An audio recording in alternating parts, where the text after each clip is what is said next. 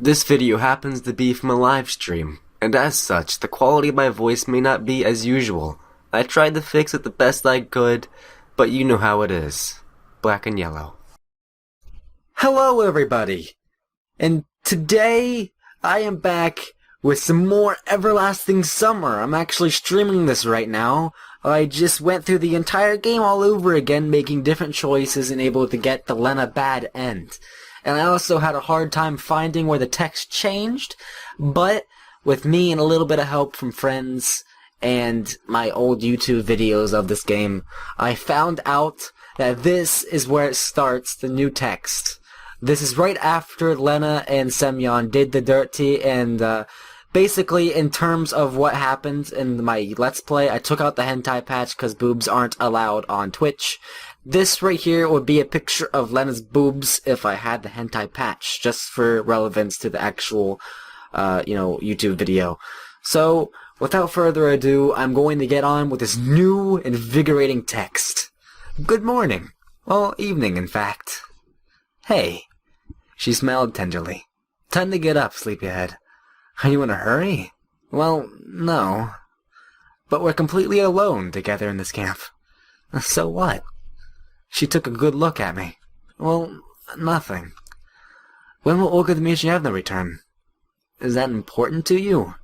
She got a heavy look on her face. Well, without food we're gonna die here. I laughed. You're free to leave, then. She looked away towards the wall. But how can I leave? On the bus, of course. There are no buses here. Then why'd you think there's a bus stop for bus route 410 here? Frankly, I don't know. I told Olga Dmitrievna that I had some matters to urgently resolve here with you, and we'd come later. What? I felt like I'd been struck by lightning. I didn't know what I should be more surprised about, the fact that there are buses passing here, or by the fact that the camp leader agreed to leave 2 pioneers behind in an empty camp just like that. What I said, mean that we can leave? Go on, no one's holding you. She said all that while sitting utterly still. In fact, so still that her words gave me grave cold chills. Okay, I'm sorry that I reached that way. Reacted that way. It's just, everything that's happened today has been a total surprise for me. You didn't look too surprised a few hours ago. I probably said something wrong. Completely wrong. Well, don't get offended. We won't be staying here to the end of times, right? If there's a way to leave... Lena didn't say anything. I looked at her back and tried to understand what she's thinking. Fine. She exclaimed cheerfully after a pause, then jumped off the bed and started to dress quickly. Come on, pack your stuff. Meet me at the square in 10 minutes. She leaned over and gave me a passionate kiss. All right. I stepped out of her cabin and ran to the camp's leader's cabin. Frankly speaking, I almost had nothing to pack. I tossed my winter clothing into a bag, shoved my phone into my pocket, and headed to the square. 15 minutes had passed already, but Lena still wasn't here. I justified with the fact that she holds lots of stuff to pack, and accordingly, she has to need more time to get ready. However, she didn't even come after half an hour, and I started to suspect something. My legs ushered to me through a cabin before I realized it. I flung the door open and saw Lena lying on the bed.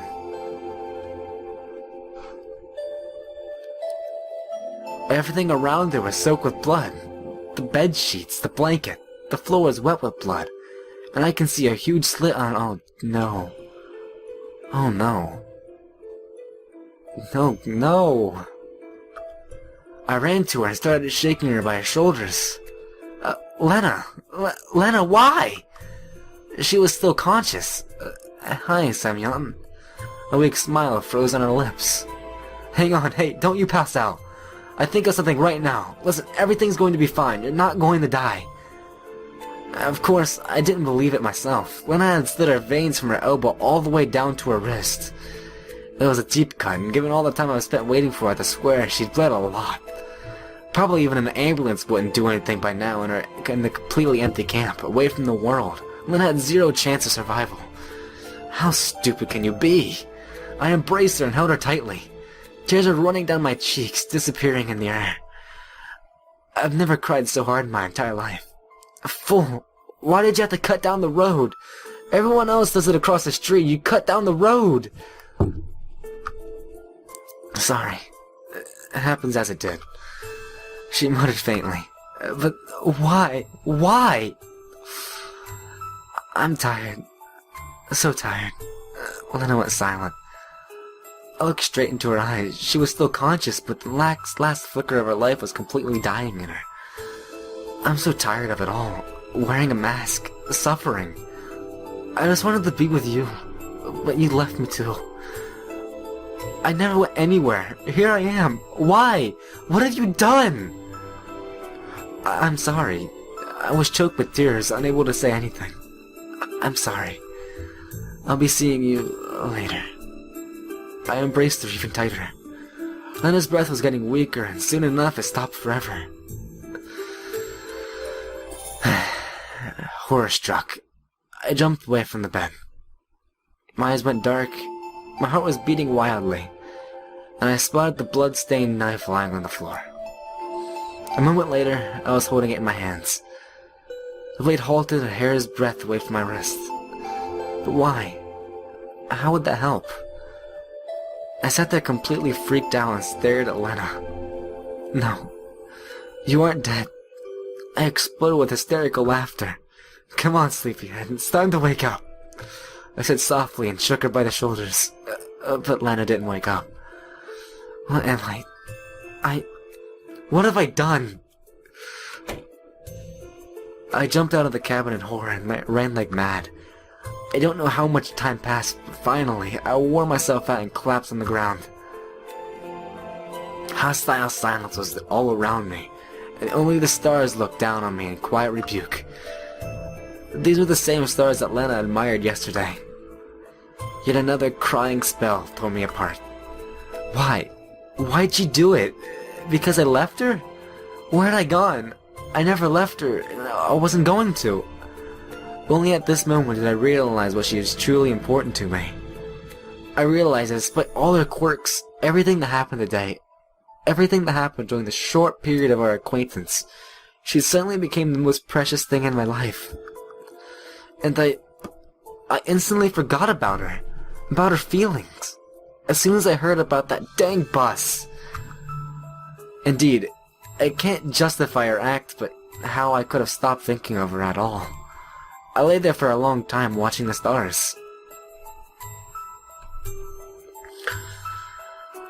The trees were peacefully swaying in a gentle night breeze above my head. The trees didn't give a dang about what was happening to me.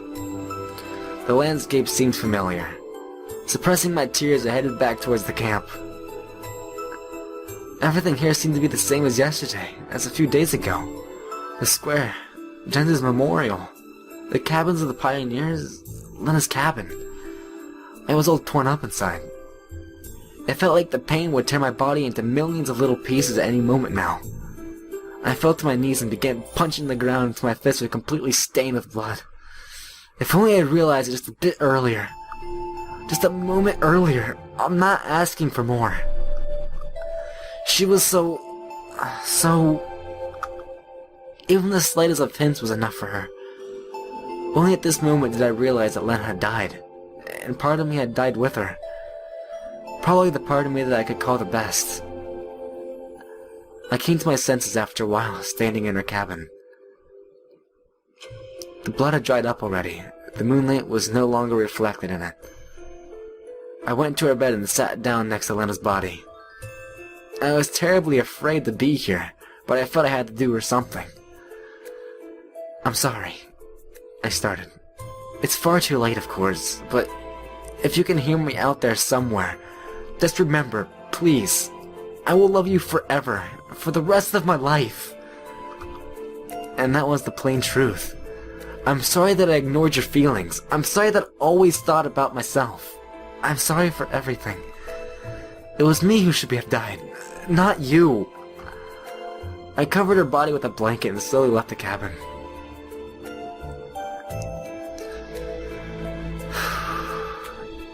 I regained consciousness at the bus stop. So, running away, scumbag? I muttered darkly to myself. I couldn't stand to stay a single minute longer in this camp. Lena will never come back. I can't just justify what I've done.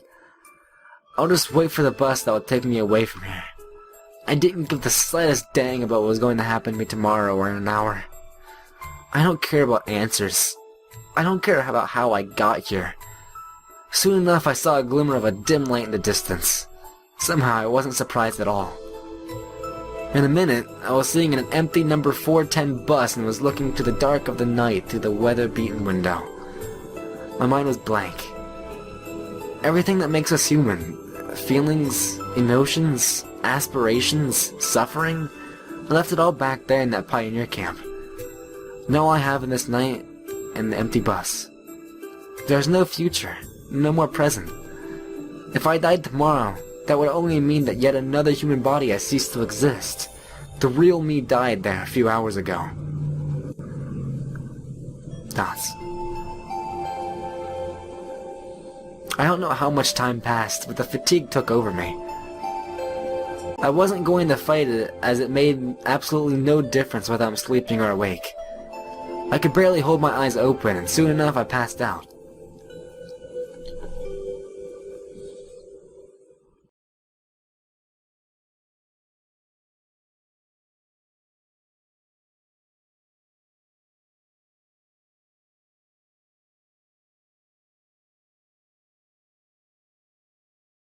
There are moments when reality becomes unimportant, insignificant, unworthy of attention.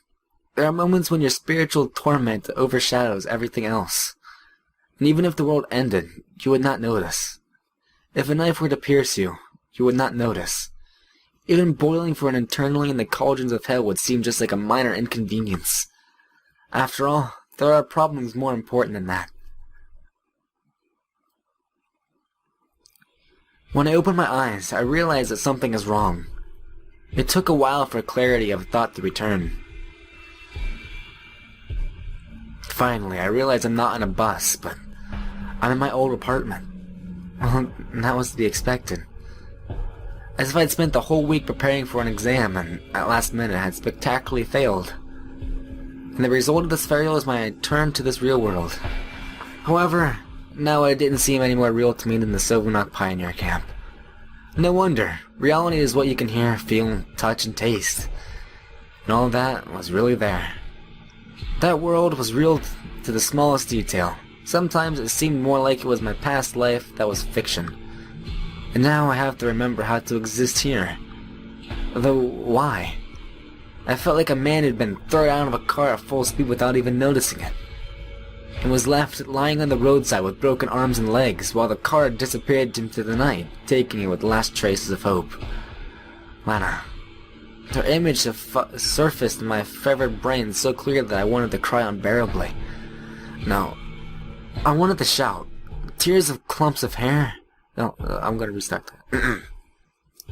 No, I wanted to shout, tearing out clumps of my hair, smashing my fists in the wall and making inhuman screams. However, my soul was empty. I tried in vain to find at least echoes of pain, guilt, or pity for her, but nothing came. I was just lying here and staring at the ceiling. I was not at all interested in how or why I came back. After all, who cares about the process of selling your soul to the devil? All legal formalities of the contract, signatures, stamps, and seals. What is more important is the result. And this is the result I got. No, it's not that I was sent back to reality. If I had gotten to the destination on that bus, I would hardly have changed anything for me. In this case, the result is what happened to Lena. And the reason is my actions. I was absolutely sure about that. After all, she could not just do that for no reason. No, Lena is not like that. So it's my fault. It is hard to live knowing that you're the reason for someone else's death. As if I personally held the knife, calmly and carefully slit open her wrists and watched her die. I then just ran away. Of course, I couldn't do anything in that situation, but I still felt that I behaved like a coward. No, even worse. Although does it really matter what the best definition of my action is? I cursed myself for remaining so calm while thinking about the situation. After all, I should be mourning Lena and blaming myself. But now, nothing is up to me. If I was not able back then, I started shivering. My body was trembling and it was getting hard to breathe. Self-preservation instincts overtook a guilt for a while, and I staggered to the kitchen to drink a sedative. They can always be found in the cupboard of every antisocial person like me. Once I've taken half the tablets that were in the packet, I returned to the room and turned on my computer. Remaining in silence was unbearable. I played the first random song and soon realized that it was probably the most depressing piece of music I've had in my drive. However, I didn't want to turn it off. The background noise helped dampen my thoughts. I had to decide what to do with my life next. I was sure about one thing. Everything that happened in the camp, my appearance in it, my unexpected return, I didn't care about any of it. And not just that, I didn't care about the context or the reasons of those events either. The only thing that mattered was Lena. I horribly stumbled over the word was. Indeed, she's gone. Of course, it's possible that it was just a dream and she never existed in the first place. But then again, a real word could just be someone's raving delusion as well. Why not? If people suffer from losing their loved ones here, why should I think of Lena's death there as just a result from my sick imagination? When I saw it with my open eyes, I felt the shock, fear, and fright. And dang it! For me, it's not that it was reality. It's not that it was reality. Okay, yes, I understand. Dang it! For me, it's not that it was reality. It still is reality. Is and will be. And I'm sure I'm not daydreaming. Though it would be better if I dreamt that. The dreadful howl of guitars boomed from the speakers. It sounded like a requiem. A requiem for me. And now I have to live with this sense of guilt? No, I won't take it. My mind wasn't exactly a paragon of stability, but not even a man with a stable mind could withstand shocks like this. And I already felt that I'm going mad. I tried to suppress all these thoughts. No, not to forget, just to give myself some rest. Just for a minute. But it didn't work. Pain racked my body again and again. I was already starting to feel it physically. However, physical pain is always weaker than mental. I fell to the door, collapsed my knees, and began rocking back and forth in fetal position. Blood pounded in my head so heavily that it felt like my skull could shatter at any moment now. I hit a table leg, and a little candle rolled from under the pile of papers. A little one, 20 centimeters long. It was bent at almost a 90-degree angle, but it still retained its shape. The wick protruded from one end. I searched for a lighter and lit up the candle. Let it be in the memory of Lena. Maybe in another world she is feeling better than...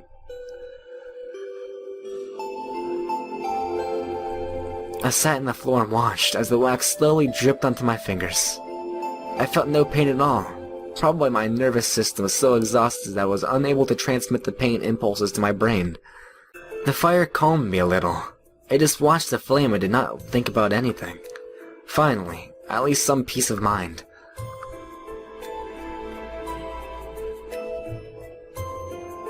The candle was halfway done. Suddenly, I imagined that my life is this very candle. Not mine, any person's life. All the way I've given from above is its full strength. But anything can happen. The wind may blow, the holding hand may tremble, or the wick may burn out. And the life will end before it should have. But after all, each candle can be different. Such as this one, 9 cents. One twice as thick, 20. And huge ones as thick as the handle of a shovel, $1.85. I wonder, did Lena's candle burn out ahead of its time, or was it just smaller than the other ones? Though I doubt there can be one smaller than mine. I rotated the candle in my hands. How interesting is that? I can blow out the flame any moment, and that's it. But in the meantime, life is not wax. You can't combine 2 small candles and make one of medium size. I would love to give the remains of mine to Lena. And to anyone who needs it more than I do. Why would I need it? I did not feel pain from the heated wax. Its flame does not give me any warmth. It hardly illuminates the room. To put it bluntly, a waste of ropes, wax, and oxygen.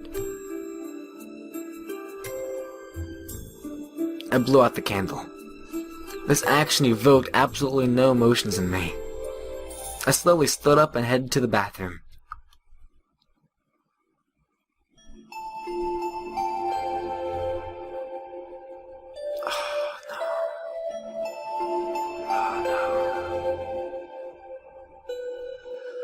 cut down the road, not across the street. Everyone else cuts across, but you're going right down the... The image of Lena appeared before my eyes. She was smiling. We'll definitely meet again. I'm so sorry. Warm water, shadows, and dying dreams have finally brought me some peace. It really might be that I actually never went to that camp, or that I never actually came back. But does it really matter now? I'm almost physically felt Lena's embrace. Everything will be alright. We'll catch the bus together and ride it to the place where nobody will find us. We'll be happy together. My strength left me and I started to sink into the water that was already spilling over the edge of the tub. We will surely meet. Forgive me.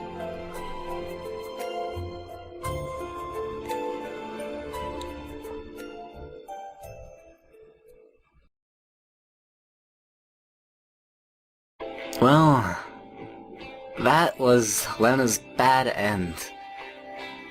It hit me right in the feels. I hope you enjoyed this, and I can't wait for all the other endings, especially if they're as good as this one, even though this one was a bad end. So, without any further ado, thank you for watching, and goodbye.